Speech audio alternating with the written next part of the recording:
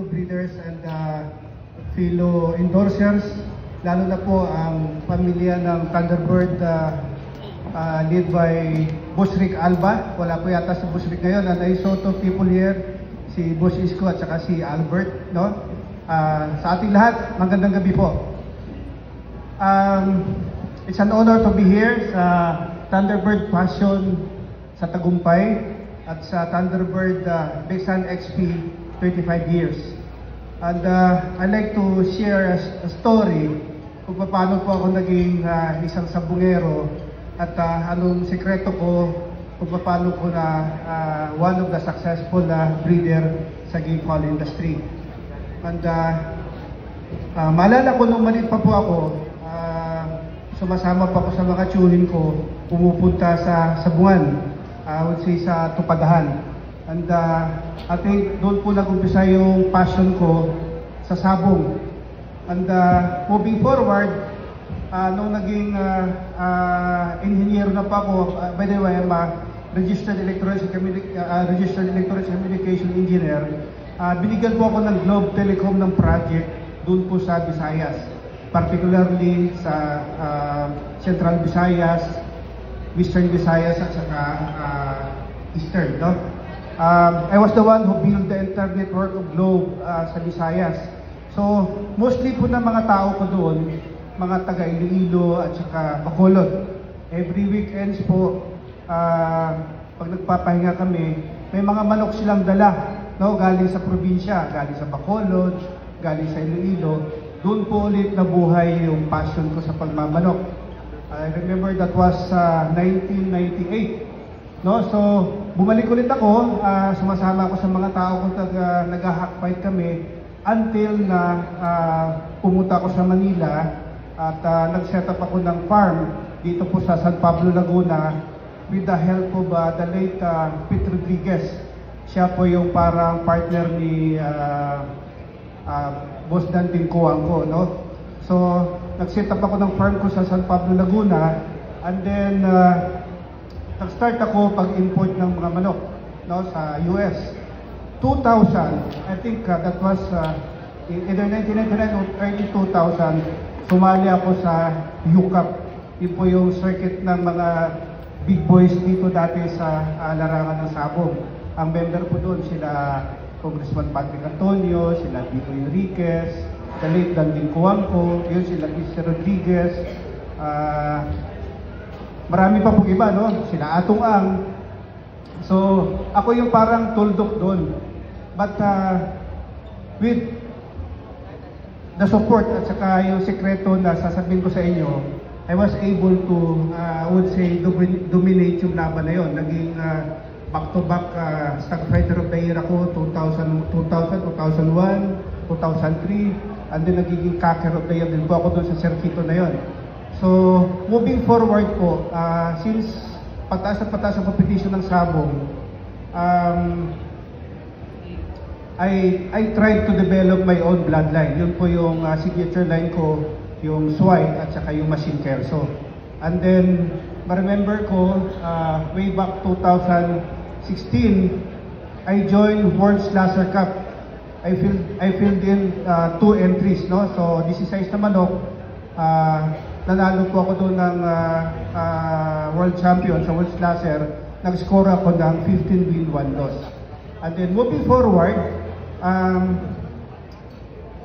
marami pong mga tawag dito, mga big events. I saw Manong Winnie, nung nakaupo ako dito, andyan si Manong Winnie. Nagkwentuhan kami before, nagkita kami. He mentioned me na nakapanood siya dati daw ng labanan namin sa UCAP.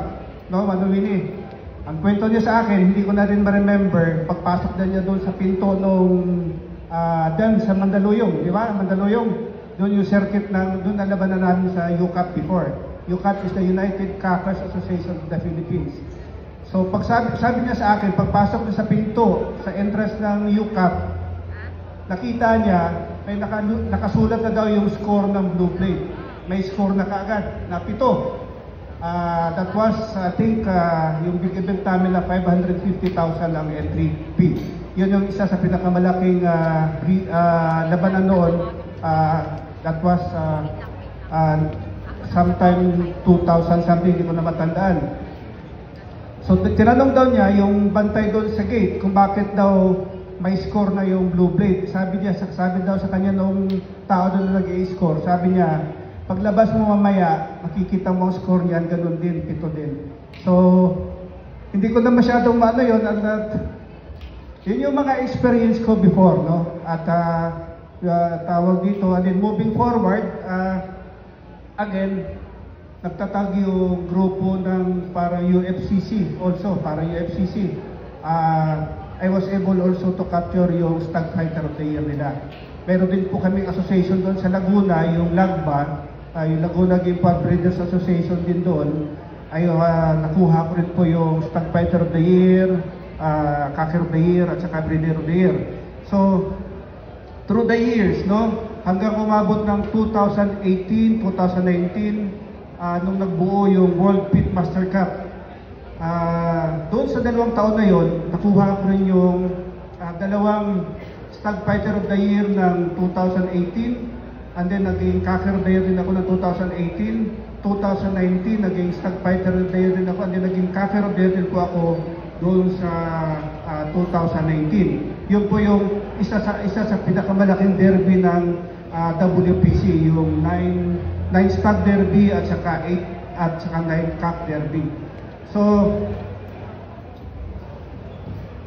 kung bibilangin ko, nag-start ako ng breeding 1998. I was with the Thunderbird, I think, kung di ako magkakamali, mga early 1999 o 2000. So, it's like 25 years. Ang sekreto ko, sa totoo lang, yun po yung paggamit namin ng Thunderbird product. Lahat po ng Thunderbird product ang ginagamit namin sa Blue Breed Farm. Lalo na po yung Big Sun XP. Sabi ko nga kay Boss Isko noon, kami yung nag-umpisa ng produkto na yan.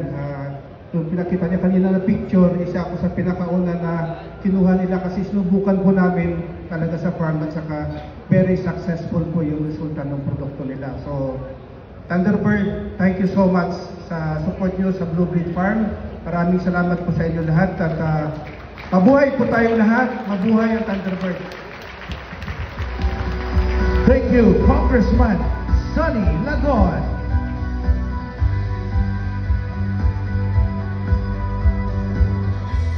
I'd like to take this opportunity also na sa kabilang buhay ko sa pagmamanok at saka dito po sa politics. Here comes, malapit na po ang election this coming May. Alam po naman natin na ang Ako Bisaya Party List ang isa sa